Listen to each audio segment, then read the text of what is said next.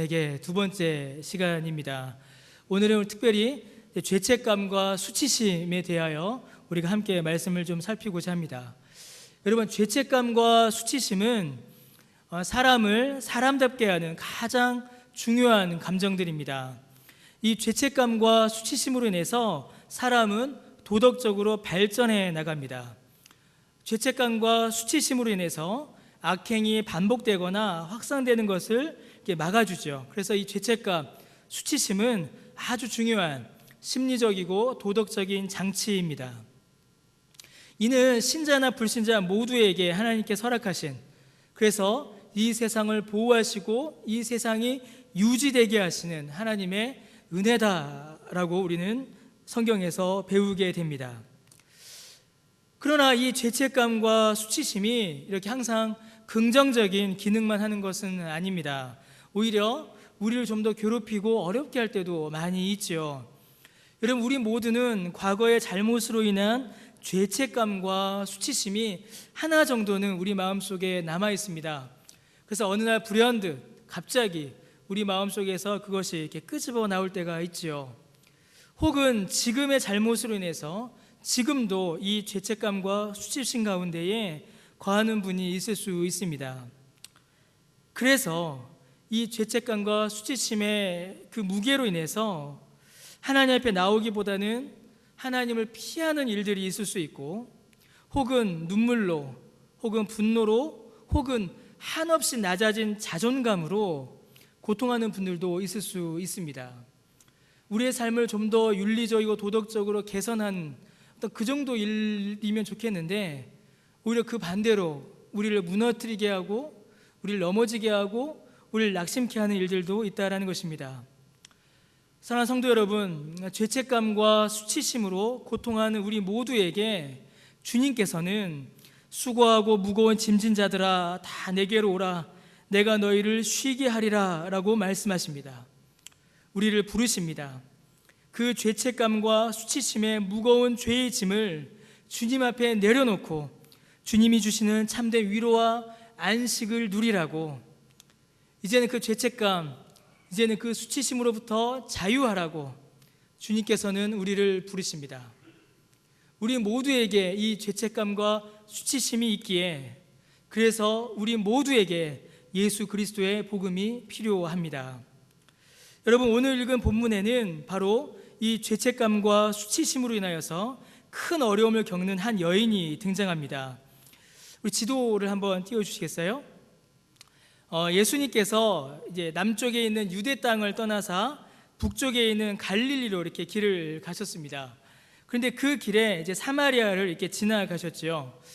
보통 이제 유대인들은 사마리아를 이렇게 바로 통과하기보다는, 남쪽에서 북쪽으로 갈 때에 통과하기보다는, 좀 글씨가 좀 작은데요, 유대 남쪽에서 북쪽 갈릴리로 이렇게 직선으로 가기보다는 오른쪽으로 이렇게 돌아갔습니다. 동쪽으로. 저기 요단강인데 요단강을 따라서 이렇게 올라갔지요. 왜냐하면 유대인들은 이 사마리아 땅과 사마리아 사람들을 매우 부정하게 여겼기 때문입니다. 이게 유대에서 갈릴리 딱 질러가면 얼마나 좋아요. 그런데 일부러 이렇게 삥 돌아갈 정도로 유대 사람들은 이 사마리아 땅, 사마리아 사람들을 매우 부정하게 여겼습니다. 그 이유는 우리가 나중에 좀 더 살펴보겠습니다. 어떤 이유든 예수님께서는 유대인들이 보통 가는 길로 가지 않으시고 사마리아를 통과하여 이렇게 지나가셨습니다.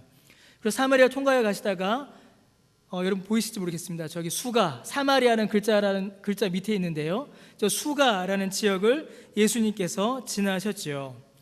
예수님께서는 일부러 이 지역을 이렇게 지나가신 겁니다. 왜냐하면 예수님께서는 이 여인을 만나기 원하셨기 때문입니다. 예수님께서는 일부러 이 여인을 찾아가신 겁니다. 죄책감과 수치심으로 인하여 엉망인 삶을 살고 있던 이 여인에게 예수님께서 직접 찾아가신 겁니다.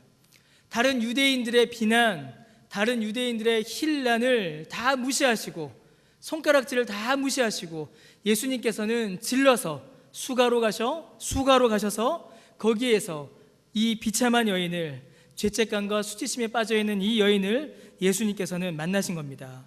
직접 찾아가신 것이죠.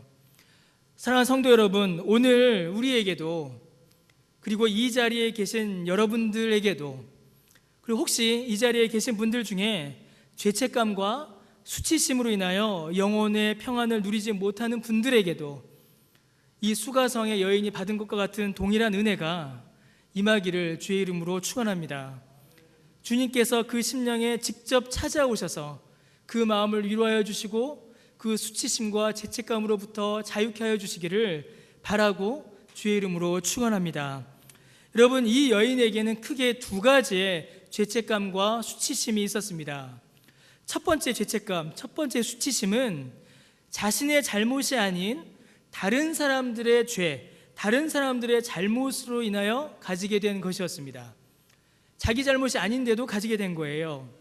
여러분, 방금 말씀드렸던 것처럼 유대인들은 이 사마리아를 굉장히 부정하게 여겼고 상종하지 않았습니다. 유대인들이 사마리아를 싫어했으니까요, 그 사마리아인들 역시도 유대인들을 좋아하지 않았겠죠. 유대인들은 사마리아인들을 무시하고 경멸했고, 사마리아인들은 유대인들을 향한 분노 그리고 피해의식이 그들에게는 가득했습니다. 예수님께서 이 여인에게 물 좀 달라라고 요청하세요. 근데 9절에 보니까 이 여인이 뭐라고 하냐면, 당신은 유대인으로서 어찌하여 사마리아인 여자인 나에게 물을 달라 합니까? 라고 이렇게 말해요. 그냥 물 주면 되고, 주기 싫으면 싫습니다 하면 되는데 말을 하는 겁니다. 어떻게 유대인이 나에게 물 달라고 하느냐. 그만큼 유대인과 사마리아인들 사이는 안 좋았습니다. 갈등이 심했던 거죠. 사마리아가 이렇게 부정한 취급을 받게 되고, 또 사마리아가 유대를 향하여서 이런 분노와 피해의식을 가지게 된 이 일들은 단순히 일어난 것이 아니라 긴 역사적 배경을 가지고 있습니다. 여러분, 사마리아는 이스라엘이 솔로몬이 죽고 난 이후에 남북으로 나뉠 때, 남유다와 북이스라엘로 나뉠 때에 북이스라엘의 수도였습니다. 남유다도 엉망이었죠. 남유다도 마찬가지였지만 특히 이 북이스라엘의 타락과 범죄는 훨씬 더 심각했습니다. 그러니까 그 북이스라엘의 수도가 사마리아였으니 이 사마리아는 종교적, 사회적으로 그 타락의 본산이었지요. 그뿐만이 아니었습니다. 북이스라엘은 BC 722년경에 아수르, 그러니까 아시리아죠. 아수르에 의해서 멸망합니다.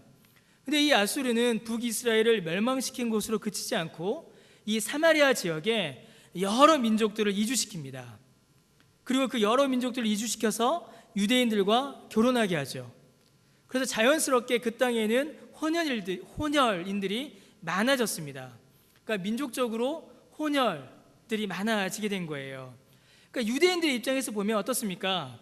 사마리아는 하나님을 향한 범죄와 타락의 온상이고 하나님께서 내리신 심판과 저주의 상징이며, 민족적으로 봤을 때, 혈통적으로 봤을 때 유대인들만의 그 깨끗한 민족적 정체성을 지키지 못한 아주 더러운 사람들의 도시가 되어버리고 만 것입니다. 보기 싫은 사람들, 가까이 하기 싫은 지역이 된 거죠. 여러분, 이러한 멸시, 이러한 차별은 자연스럽게 사마리아 지역의 신앙에도 큰 영향을 끼쳤습니다. 우리가 읽지 않았지만 우리 12절, 20절 이런 데 부분에 보면요, 사마리아 사람들은 유대와는 다른 신앙 전통을 주장하였습니다. 그들이 주장한 신앙은 전통적인 여호와 신앙에서 벗어났을 뿐만 아니라 이방의 우상 숭배와 섞이는 그런 결과를 낳기까지 했지요.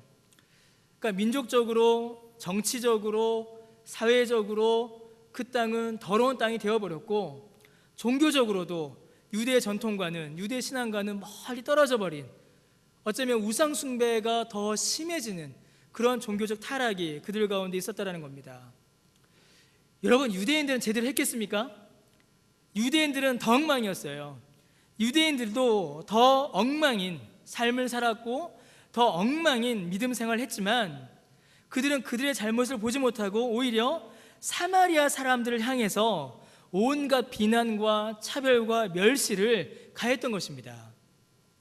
자, 그런데 여러분, 이 일들과 이 역사적 배경과 이 여인 사이에 어떤 관련이 있을까요? 사실 이러한 차별과 멸시로 인한 수치심은 이 여인의 잘못 때문이 아닙니다. 이 여인은 잘못한 것이 하나도 없어요. 여러분, 이 여인이 북이스라엘을 세운 게 아닙니다. 이 여인이 이방인의 이주 정책을 결정하고 유대인과 이방인의 혼인을 결정한 적이 없어요. 이 여인이 나는 예루살렘 성전 싫다, 유대율법 싫다, 자 우리 고유의 제사, 고유의 예배를 드리자라고 이 여인이 결정한 적도 없습니다. 이 여인은 사실 아무것도 안 했어요. 그런데 이 여인이 태어나 보니 자기가 사마리아인이었고 자기가 태어나서 자란 곳이 사마리아였을 뿐입니다. 이 여인은 잘못을 한 게 없습니다. 그냥 그렇게 된 거예요.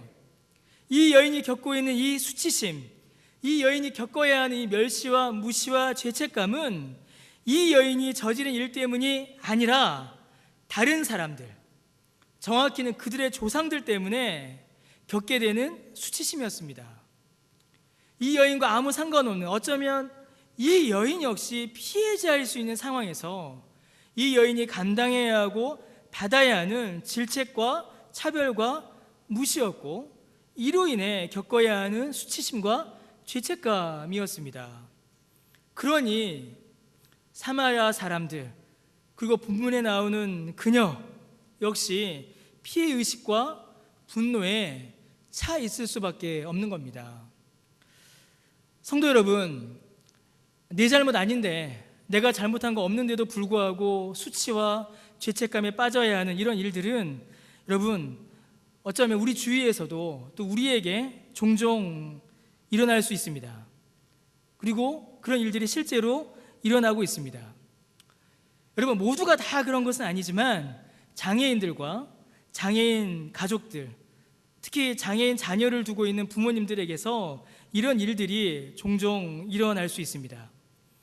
여러분, 장애인으로 태어나거나 장애를 가지게 되는 것은, 그리고 가족 중에 장애인이 있는 것은 여러분 결코 그분들의 잘못이 아닙니다. 결코 그분들의 잘못이 아니에요. 본인이 원해서, 혹은 부모가 원해서도 아닙니다. 혹은 큰 죄를 지었기 때문에 벌을 받은 것도 아니고, 부모가 저지른 죄값이 자녀에게 응한 것도 아닙니다. 결코 그들의 잘못이 아니에요. 그렇게 태어난 것이고 그렇게 된 것입니다. 그들의 잘못도 아니고 그들의 실수도 아니고 그들의 죄도 아닙니다. 조금 더 본질적인 원인을 성경에서 찾아보면 요한복음 9장에서 하나님께서 하나님의 영광을 위하여 그렇게 허락하신 일입니다. 이 부분은 나중에 기회 있을 때 한번 또 살펴보겠습니다. 그런데 여러분, 중요한 것은 이분들이 그들의 잘못이, 그들의 실수가 아님에도 불구하고 이 사회에서 여전히 장애인을 향한 차별과 무시가 있다라는 겁니다. 그분들이 무엇을 잘못하셨습니까? 잘못한 거 없어요. 그런데 세상은 그분들을, 그 가족을 차별하고 무시합니다. 심지어 교회 안에서까지 이런 일이 일어난다는 것은 정말로 안타까운 일입니다. 여러분, 이런 일들은 결코 교회 안에 있어서는 안 됩니다. 결코 교회 안에서 일어날 수 없는 일입니다. 아무런 잘못도 하지 않았음에도 불구하고 이분들은 세상의 따가운 눈초리를 받아야 하고 미움과 차별의 대상이 되기도 하고, 부모는 아무 잘못 안 했는데 죄책감을 지녀야 하고, 장애를 가진 자녀는 아무 잘못 안 했는데 수치심을 안고 살아가기도 합니다. 내 잘못 아닌데, 내가 실수한 거 아닌데, 자기 잘못이 아닌데도 죄책감과 수치심 가운데 살아가고 있는 사람들이 있다라는 겁니다. 여러분, 이런 삶을 사는 분들 우리 주위에서 뜻밖에도 더 많이 발견할 수 있습니다. 부모가 이혼하여 한 부모 밑에서 자라야 하거나 전혀 준비되지 않은 부모에게서 태어난 아이들, 여러분, 그 아이들의 경우는 어떨까요? 여러분, 이 아이들이 무슨 잘못했습니까? 이 아이들은 아무 잘못하지 않았습니다. 그런데 부끄러움과 슬픔과 고통은 이 아이들이 져야 합니다. 이 아이들 잘못 안 했어요. 이 아이들이 무슨 죄를 지었습니까? 그런데 이 아이들의 고통과 슬픔은 타당합니다. 배우자의 명백한 잘못으로 인해서 이혼을 경험한 분들 역시 마찬가지입니다. 혼인 파탄의 이유와 원인은 상대에게 있음이 분명한데 그로 인한 수치심과 죄책감, 이혼했다라는 수치심과 죄책감은 자신이 안고 살아가는 분들이 계십니다. 또 성적 범죄의 피해를 당한 분들의 경우도 그렇습니다. 본인은 너무나도 명백하게 육체와 마음에 큰 상처를 입은 피해자임에도 불구하고 오히려 수치심으로 평생을 고통하며 살아가는 분들이 계십니다. 내 잘못이 아닌데, 내가 잘못한 것은 하나도 없는데 오히려 나는 피해자인데 그 수치와 그 죄책감을 지고 살아가야 하는, 그 죄책감과 수치심 안에 살아가고 있는 분들이 계시다라는 겁니다. 이해할 수 없는 고통의 문제에 우리가 서게 되는 거죠. 여러분, 하나님께서는 왜 이런 고통을 주실까요? 왜 하나님께서는 이 사마리아 여인에게, 그리고 우리와 우리 주변의 사람들에게 자신의 잘못이 아님에도 불구하고 피할 수 없는, 극복할 수 없는 이러한 고통과 죄책감과 수치심을 허락하시는 걸까요? 여러분, 하나님께서 이 일을 허락하시는 것은 아주 단순한 이유입니다. 이로 인해 우리의 연약함을 깨닫게 하시기 위함입니다. 하나님께서는 이를 통하여 우리에게는 이 비참하고 고통스러운 현실을 피해가거나 미리 알아서 준비하거나 나에게 닥쳐있는 이 일들을 극복할 수 있는 힘과 능력이 애초부터 없었다는 사실을 깨닫게 하십니다. 처음부터 우리는 피할 수 없었고 처음부터 우리는 극복할 수 없는 바로 무능한 존재였다라는 것입니다. 하나님이 그 사실을 깨닫게 하세요. 그래서 어떻게 하게 하실까요? 그래서 하나님만을 바라보게 하십니다. 극복할 수 없는, 피할 수 없는 이 고통 속에서 오직 하나님만을 바라보며 오직 하나님의 도우심만을 의지하게 하십니다. 하나님께 더욱 가까이 있으라고, 하나님만 더욱더 붙들으라고, 하나님 앞에 더욱더 나아오라고 하나님께서는 이런 일들을 허락하여 주시는 겁니다. 그래서 13절과 14절에 있는 말씀과 같이 그녀 안에, 그리고 우리 안에 영원히 목마르지 않는 샘물을, 생명의 샘물을 주시기 위해서입니다. 내 힘으로 피할 수 없고 내 힘으로 극복할 수 없으니 오직 주님의 힘으로, 주님의 은혜로 살으라는 하나님의 뜻인 것이지요. 여러분, 그런데 본문에 나오는 이 여인이 가지고 있는 수치심과 죄책감은 이게 전부가 아니었습니다. 이 여인의 두 번째 죄책감과 수치심이 있었는데 그것은 명백히 그녀의 죄로 인한 것이었습니다. 예수님께서 그녀와 이야기를 쭉 나누십니다. 그러다가 갑자기 16절에 가서 너의 남편 데려와라 이러십니다. 사실 지금 주님께서 이 여인에게 너의 남편 데려와라 라고 하는 이 말씀은 너의 수치, 너의 부끄러움 한번 끄집어내보자, 지금 그 말씀과 같은 말씀이에요. 그러자 이 여인은 놀라죠. 그리고 나는 남편이 없습니다 라고 대답합니다. 그러자 주님께서는 그녀가 말하기 전에 어느 누구도 예수님께 와서 알려주지 않았지만 그녀의 과거와 현재를 꿰뚫어 보시고 말씀하십니다. 뭐라고 말씀하세요? 너에게 남편이 5이 있었고 지금 있는 자도 내 남편이 아니니 내 말이 옳다라고 말씀하십니다. 여러분, 주님께서 여기서 말씀하시는 이 남편이라는 단어는 실제로는 의미가 이중적입니다. 두 개의 뜻을 가지고 있어요. 실제로 부부가 되어서 서로 간에 신실한 정절의 언약을 지키는 그런 부부관계 안에 있는 남편을 가리키는 말인 동시에 그냥 남자를 일컫는 표현이기도 합니다. 그냥 남자. 그래서 여러분, 좀 더 문맥을 정확하게 살펴서 이해하게 되면 18절의 말씀은 좀 다르게 이해할 수 있습니다. 너에게는 남편 혹은 남자가 5이나 있었고 지금 있는 남자도 남편은 아니구나 라는 그런 말씀이에요. 여러분, 이전의 남자들 혹은 남편들이 죽었을 수도 있고 이혼을 했을 수도 있습니다. 그러나 분명한 것은 그녀에게 남편도 있었고 남자도 있었다는 얘기입니다. 그리고 지금은 그녀에게 남편은 없고 남자만 있다는 것이죠. 여러분, 이게 무슨 말입니까? 남편과 남자는 분명히 다릅니다. 아내와 여자 역시 분명히 달라요. 남자와, 다른 남자와 다른 여자와 남편처럼 아내처럼 관계를 맺을 수는 있습니다. 그러나 남편이 아니고 아내가 아닙니다. 남편이 아닌데 남편처럼, 아내가 아닌데 아내처럼 남자를 남편으로, 여자를 아내로 삼는 것을 가리켜 성경은 간음이다라고 이야기합니다. 명백한 죄인 것이죠. 주님께서는 지금 분명히 이 여인이 범한 음란한 행실, 간음의 죄를 지적하고 계시는 것입니다. 여러분, 이 여인이 6시, 그러니까 지금으로 치면 정오죠. 한낮입니다. 정오에 혼자 물을 길러 나왔습니다. 여러분, 그 당시 여인들은 이 물을 기를 때에 일단 뜨거운 햇볕을 피하기 위해서 이른 오전이나 늦은 오후에 다녔다라고 합니다. 그리고 혼자 다니지 않고 여러 사람이 함께 물을 길러 다녔다라고 해요. 지금 이 여인은 분명히 다른 여인들과의 만남을 피해서, 다른 여인들과 섞이지 않기 위해서 사람들이 다니지 않는 시간에 혼자 물을 길러 온 겁니다. 왜냐하면 그녀의 행실을 그 지역 공동체가, 그 마을 사람들이 결코 받아들일 수가 없었기 때문입니다. 사마리아 사람들이 보기에도 명백히 부도덕한 일이었기 때문에 그녀는 지금 혼자 다니고 있는 것이죠.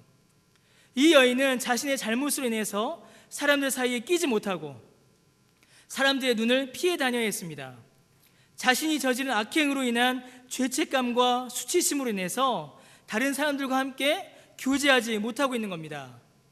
다른 사람들과 섞이지 못하고, 다른 사람들과 이야기 나누지 못하고, 다른 사람들 앞에 자신을 나타내지 못하고 있는 것이에요. 이게 무슨 상태입니까? 자존감이 완전히 무너진 상태입니다. 그녀의 자존감이 바닥까지 무너진 상태입니다. 그녀의 자존감은 다른 사람들의 비난과 눈길을 도저히 견딜 수 없을 만큼, 다른 사람들의 입방에 오르는 것을 견딜 수 없을 만큼, 다른 사람들이 나를 쳐다보는 그 시선조차 받아들일 수 없을 만큼 그녀의 자존감은 완전히 무너져 내려 있었습니다. 사랑하는 성도 여러분, 우리에게도 우리가 저지른 명백한 잘못들로 인해서 겪게 되는 죄책감과 수치심이 우리에게 있습니다. 다른 사람의 잘못으로 인해서 고통을 당하기도 하지만 내 잘못으로 인해서 우리가 죄책감, 수치심을 겪기도 합니다. 내가 나쁜 부모일 수도 있고, 내가 다른 사람들을 괴롭히고 조롱한 사람일 수도 있으며, 나로 인해서 다른 사람이 고통을 당할 수도 있다라는 겁니다. 그런 일들로 인해서 우리가 죄책감과 수치심에 빠질 수 있습니다. 여러분, 저는 지난 한 주간 이 설교를 준비하며 머릿속에 이 죄책감과 수치심이라는 단어를 지울 수가 없었습니다. 설교해야 되니까요. 죄책감과 수치심에 대하여 설교해야 되기 때문에 한 주간 내내 제 머릿속에는 이 단어들이 떠나지 않았습니다. 계속 죄책감과 수치심이란 이 단어, 그리고 이와 관련된 성경 구절들, 이와 관련된 책들, 논문들, 에세이들, 주석들을 살펴보고 묵상하고 고민해야 했습니다. 그런데 이 일이 너무 힘들었습니다. 저 개인에게 너무 힘들고 너무 고통스러웠습니다. 저는 이 복음이 필요한 당신에게 설교가 이렇게 힘든 줄 몰랐습니다. 저는 그냥 이거 복음 설교니까 하면 되겠다라고 이렇게 생각하고 했는데, 이 설교를 준비하면서 다음 주 설교도 그렇고 이 말씀 앞에 제가 부딪히니까 제가 못 견디겠습니다. 왜 그럴까요? 지난주는 제가 두려움이 드러났잖아요. 그런데 한 주 동안 이 죄책감과 수치심을 묵상하고 제 책상 위에 전부 다 그런 책들, 그런 글들만 깔려 있었어요. 그러니 어떤 일이 벌어지겠습니까? 저의 죄책감과 저의 수치심이 올라오는 겁니다. 나타나는 거예요. 이제 와서는 결코 돌이킬 수 없는, 지금 와서는 사과를 할 수도 없고 용서를 구할 수 없고 그 상황을 바꿀 수도 없는 과거의 잘못들이 생각나기 시작한 겁니다. 부모님께 잘못한 죄들이, 자식 노릇 못한 것들이, 아비로서 우리 자녀들에게 못한 것들이, 남편으로서 아내에게 잘못한 것들이 막 생각나기 시작하는 겁니다. 잊은 줄 알았는데, 다 지워진 일인 줄 알았는데 여전히 제 속에 뚜렷이 남아있더군요. 그래서 죄책감과 수치심이라는 단어가 떠오르자마자 그것들이 제 안에서 막 솟아났습니다. 옛날에 잘못했던 것들, 돌이킬 수 없는 것들, 끔찍한 잘못들, 끔찍한 죄악들, 누가 알면 겁날까봐 숨겼던 것들이 막 드러났어요. 이로 인해서 저는 말로 할 수 없는 우울함을 한 주간 겪어야 했습니다. 표현하기 힘들었죠. 어떻게 표현하겠습니까? 근데 말로 할 수 없는 우울함을 겪어야 했어요. 설교를 이렇게 준비합니다. 보통 이제 목요일 밤, 금요일은 이게 칩니다. 이게 키보드를 치죠. 근데 금요일 하루 종일 한 줄도 못 쳤습니다. 한 줄도 칠 수가 없는 거예요. 왜요? 모니터 화면에 한 줄도 칠 수 없고 제목만 보이는 겁니다. 죄책감과 수치심. 죄책감과 수치심. 이 우울감은 결국 어디까지 갔냐면, 나 같은 것이 어떻게 목사가 될 수 있는가, 나 같은 것이 어떻게 이 목사 사역을 할 수 있는가 라는 그런 자괴감으로 이어졌습니다. 근데 제 자존감이 이렇게 무너져 버린 거죠. 이렇게 확 무너져 버렸습니다. 근데 하나님께서는 그냥 두지 않으시고 또 은혜 가운데 회복시켜 주셨습니다. 그러니까 지금 설교할 수 있는 겁니다. 사랑하는 성도 여러분, 우리 안에 있는 이 죄책감과 수치심으로 인해서 우리의 자아와 우리의 자존감이 얼마나 낮아지고 얼마나 무너지는지 모릅니다. 혹시라도 사람들이 알게 될까봐, 사람들에게 내 과거의 잘못이 드러날까봐, 들킬까봐 우리는 우리 자신을 숨기게 되고 감추게 되고 자연스럽게 공동체의 사귐을 피하게 됩니다. 우리 자신을 스스로 숨기게 되는 거죠.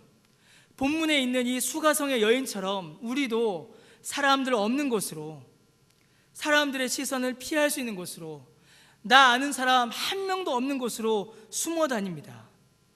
아무도 나를 모르는 곳으로, 이 수치가 드러나지 않을 수 있는 곳으로 우리는 자꾸 찾아가게 되는 겁니다.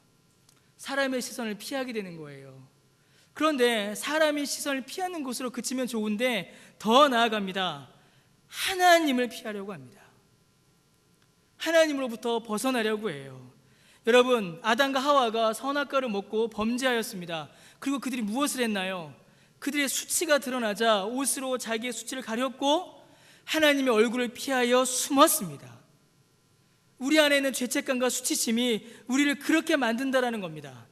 사람들로부터 숨고 하나님으로부터 숨고 어떻게든지 감추어 보려고, 어떻게든지 숨겨 보려고 우리의 죄책감과 수치심을 우리 안에 자꾸 이렇게 눌러놓고 있는 것이죠. 그럼 그게 어떻게 됩니까? 우리 안에서 없어집니까? 배설물처럼 그것이 배설되어 나가버리나요? 아니죠. 그대로 남아있습니다. 그대로 남아있어서 더 큰 죄책감으로, 더 큰 수치심으로 우리의 마음을 고통스럽게 하고 우리를 더 괴롭게 할 뿐입니다. 그거 끄집어내야 합니다. 그거 끄집어내야 합니다. 어떻게 끄집어낼까요? 우리 주님께서 그녀의 모든 죄책감과 수치심, 과거의 모든 죄악들을 다 끄집어내십니다. 그녀로 하여금 그녀가 얼마나 큰 잘못을 저질렀는지, 그녀가 사람들의 눈을 피하여 다닐 수밖에 없었던 그녀를 그렇게 무너지게 했던 그 모든 잘못들을 우리 주님께서는 다 끄집어내십니다. 여러분, 왜 그렇게 하실까요? 왜 그렇게 하실까요? 그녀가 얼마나 타락한, 그녀가 얼마나 비참한 죄인인지를 알려주시고 깨닫게 하시기 위함입니다. 여러분, 자신의 힘과 능력으로는 자기가 저지른 잘못을, 그 죄를 결코 해결할 수 없다는 사실을, 그것을 해결할 만한 능력이, 그 죄책감과 수치심과 죄의 짐을 벗을 만한 능력이 자기 자신에게는 없다는 사실을 우리 주님께서는 그녀에게 깨닫게 하시는 겁니다. 그 죄를 보게 하시는 거예요. 그래서 어떻게 하실까요? 거기서 그치실까요? 아닙니다. 이제 그 죄를 해결해 주시는 분을 찾게 만드십니다. 이제는 그 죄를 해결하게 하십니다. 그 죄책감과 수치심의 무게를, 그 죄의 짐을, 그 죄의 문제를 해결하게 하시는 바로 그분, 예수 그리스도를 바라보게 하십니다. 그래서 23절과 24절의 말씀과 같이 하나님을 참되게 예배하며 하나님 앞에 나아가게 하십니다. 그 죄의 짐, 그 죄책감, 그 수치심 그대로 가지고 하나님 앞에 나오라고, 그거 가지고 예수 앞에 나오라고, 예수 앞에 나와야 그 죄짐 벗을 수 있다고 주님께서는 이 사람을 부르고 계신 겁니다. 사랑하는 성도 여러분, 두 가지의 죄책감과 수치심을 우리가 살펴봤습니다. 그러나 이 죄책감, 수치심 결국은 하나입니다. 결국 모든 죄책감과 수치심의 원인은 하나예요. 바로 죄입니다. 결국 이 죄로부터 이 모든 것이 시작되었습니다. 사마리아의 비참함은 하나님의 말씀을 떠난 죄였고 하나님의 말씀으로 돌아오지 않은 죄였습니다. 그들의 조상들이 말씀을 떠났다면 그 후손들이라도 말씀으로 돌아와야 했지만 그들은 여전히 죄 가운데 머물러 있었습니다. 여러분, 아담과 하와의 타락 이후로 모든 인류는 질병과 고통과 괴로움 가운데 처해 있습니다. 사마리아 이 여인 그리고 우리 모두는 이 죄를 피할 수 없으며 이를 벗어날 능력도 없습니다. 여러분, 5남자와 6번째 남자 역시 마찬가지예요. 여러분, 이 여인이 괴로우려고, 이 여인이 고통스러우려고 남자 5, 6번째 남자를 만났겠습니까? 아니에요. 이 여인은 행복해지려고, 이 여인은 행복한 삶을 살려고, 이 여인은 안정된 삶을 살려고 5남자와 6번째 남자를 만나고 있는 겁니다. 그런데 결론은 어떻게 됐죠? 더 망해버렸습니다. 더 비참해졌어요. 인생의 만족을 사람에게서 찾으려는 그 육체의 정욕이, 하나님 멀리하고 사람으로 만족하려는 그 무지와 욕심이 결국 그녀를 비참한 삶으로 이끌어간 것입니다. 모든 죄책감과 수치심은 결국 죄의 결과입니다. 그래서 주님은 이 모든 문제의 원인인 죄를 끄집어내십니다. 그리고 이 여인을 자신의 죄 앞에 세우십니다. 그리고 자신의 죄를 대면하게 하세요. 민족의 수치를, 자기 개인의 수치를 대면하게 하십니다. 네가 얼마나 비참한지, 네가 얼마나 죄인인지 보라는 겁니다. 깨달으라는 것이에요. 여러분, 훌륭한 의사는 어떤 의사입니까? 육체의 질병을 정확히 짚어내는 의사가 훌륭한 의사입니다. 최고의 의사이신 우리 주님께서 인간의 가장 큰 질병인 죄를 끄집어내시는 겁니다. 죄에 대면하게 하시는 거예요. 여러분, 우리에게도 이런 은혜가 필요합니다. 여러분, 우리에게도 이 일이 필요합니다. 우리의 죄를 감추고, 우리의 죄를 숨기고, 죄 없는 척, 거룩한 척, 착한 척, 깨끗한 척, 그런 가식이 필요한 것이 아니라 이 죄를 대면하는 일이 필요합니다. 그래서 내가 죄인이구나, 내가 할 수 없구나, 내가 연약하구나, 내가 무능하구나, 내 힘으로는 이 죄책감과 이 수치심을, 이 죄의 짐을 벗을 수 없구나, 그 사실을 깨닫는 일이 우리에게 필요합니다. 여러분, 죄를 대면하기를 두려워하지 마십시오. 내 죄가 드러나는 것을 꺼려하지 마십시오. 많은 교회가, 많은 설교가, 많은 성도들이 죄의 문제를 거론하는 것을 싫어합니다. 죄의 문제를 지적하는 것을 꺼려해요. 마음이 불편하고, 마음이 불편하면 설교를 하지 않습니다. 그러나 여러분, 우리 주님께서는 죄의 문제 앞에 대면하게 하셨습니다.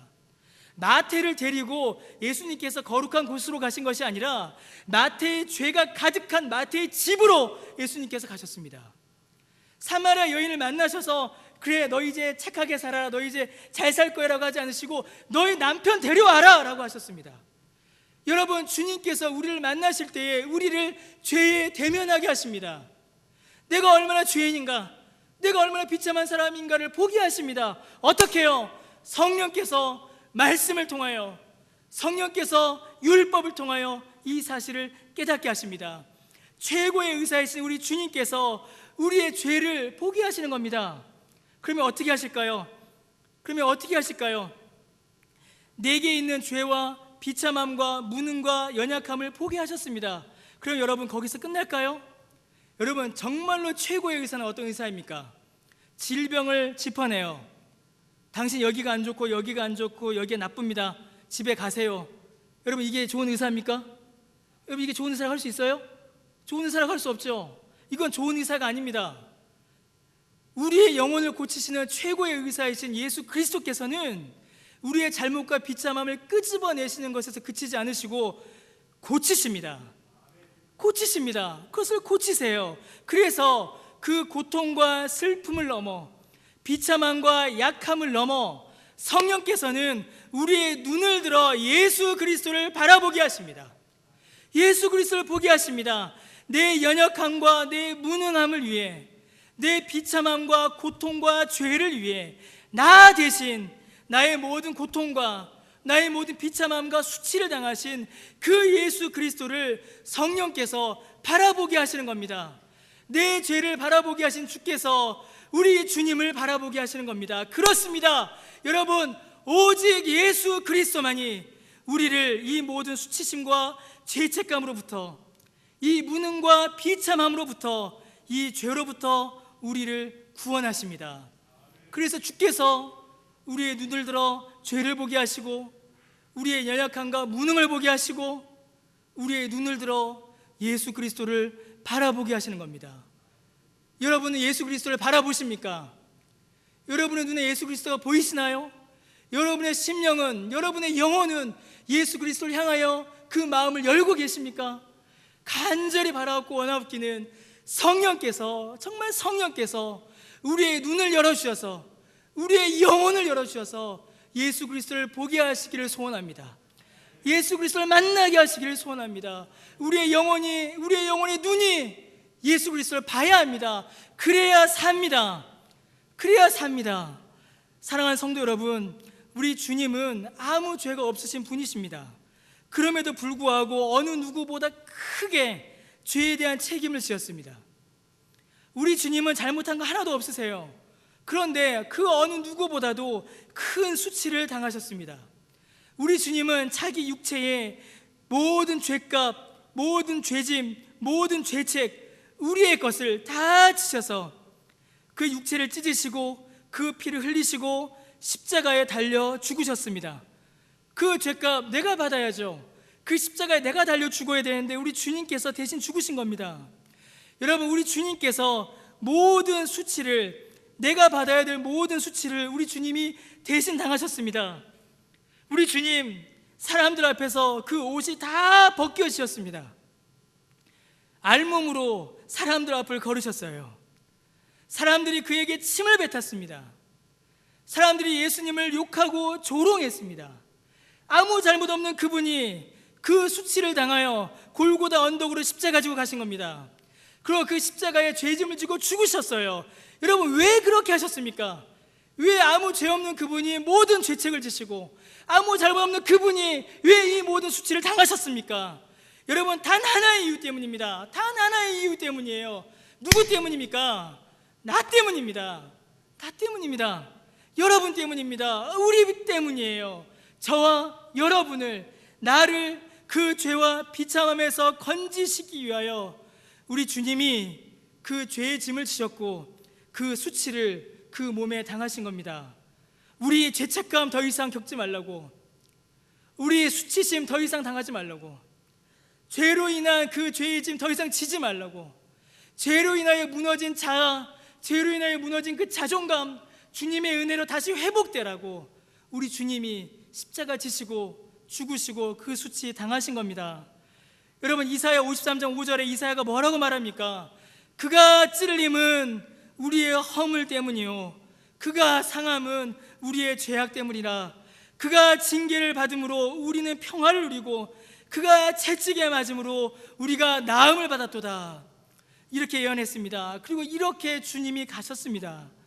그가 우리의 죄짐 지셨고 그가 우리의 수치를 당하심으로 우리가 나음을 입었습니다.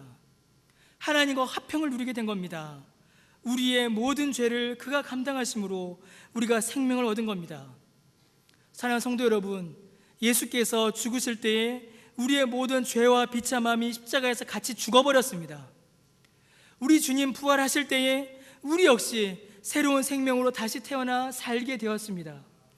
우리 주님 다시 오실 그때에 우리의 이 고통스럽고 연약하고 불완전한 이 육체를 벗고 영원한 천국에서 요한계시록의 말씀처럼 모든 눈물을 그 눈에서 닦아주시고 다시 사망 없고, 다시 애통하는 거 없고, 다시 곡하는 거 없고, 다시 아픈 것 없는 그 천국에서 영원한 영광 가운데에 주님과 함께 영원한 만족을, 영원한 복락을 누리게 하십니다. 그거 누리게 하시는 겁니다. 여러분, 어떻게 하면 이거 우리가 누릴 수 있겠습니까? 이 승리가, 이 생명이, 이 부활의 소망이 어떻게 내 것이 될 수 있겠습니까? 여러분, 우리를 억누르는 이 죄책감과 수치심으로부터, 이 죄의 짐으로부터 우리가 어떻게 자유할 수 있겠습니까? 단 하나의 답밖에 없어요. 간단한 답입니다. 앞으로 이어질 모든 설교의 유일한 답이에요. 단 하나입니다. 뭐죠? 믿음입니다. 누굴 믿는 겁니까? 예수 그리스도를 믿는 겁니다. CCC에 가면 백문일답이라고 있어요. 모든 질문의 답은 하나입니다. 여러분, 우리의 구원자는 누굽니까? 예수 그리스도입니다. 우리의 죄책을 벗겨주실 분이 누구십니까? 예수 그리스도입니다. 우리를 모든 죄책감과 수치심으로부터 자유케 하셔서 생명을 주시는 그분이 누구십니까? 예수 그리스도밖에 없습니다. 예수 믿으십시오. 이거밖에 없습니다. 이거 말고는 답이 없습니다. 예수 믿으셔야 합니다. 내 공로 의지할 거 없습니다. 내 선행 의지하지 못합니다. 내 지식 부족합니다. 내 헌금 부족합니다. 모자라요. 내 봉사, 내 수고 모자랍니다. 그거 의지할 거 아닙니다. 의지할 거는 오직 한 분밖에 없습니다. 예수 그리스도밖에 없습니다.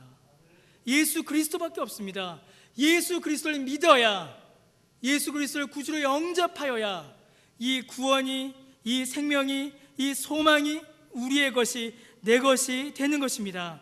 사랑하는 성도 여러분, 죄책감과 수치심으로 인하여 신음하고 있는 여러분, 헤어나오지 못하는 죄의 힘에 억눌려 고민하는 여러분, 과연 내가 구원받은 자가 맞는가 늘 의심하며 구원의 확신에 흔들린 가운데 있는 여러분, 예수를 바라보십시오. 예수 그리스도 안에 모든 생명과 소망이 있습니다. 그 눈을 들어 예수 그리스도를 바라보십시오. 그래야 이 생명과 자유와 승리와 구원과 자유를 누리시는 저 여러분 모두 되시기를 주의 이름으로 축원합니다. 기도하겠습니다. 하나님, 우리에게 복음이 필요합니다. 우리에게 예수 그리스도의 복음이 필요합니다. 죄책감과 수치심과 죄의 짐으로 억눌려 있는 우리에게 예수 그리스도의 복음이 필요합니다. 주님, 우리에게 예수 믿는 믿음 더하여 주시옵소서. 예수님만 바라보게 하여 주옵소서. 눈을 들어 예수님 바라보는, 눈을 들어 예수님과 함께하는 우리 모두 되도록 은혜 베풀어 주옵소서. 감사드리며 예수님의 이름으로 기도드립니다. 아멘.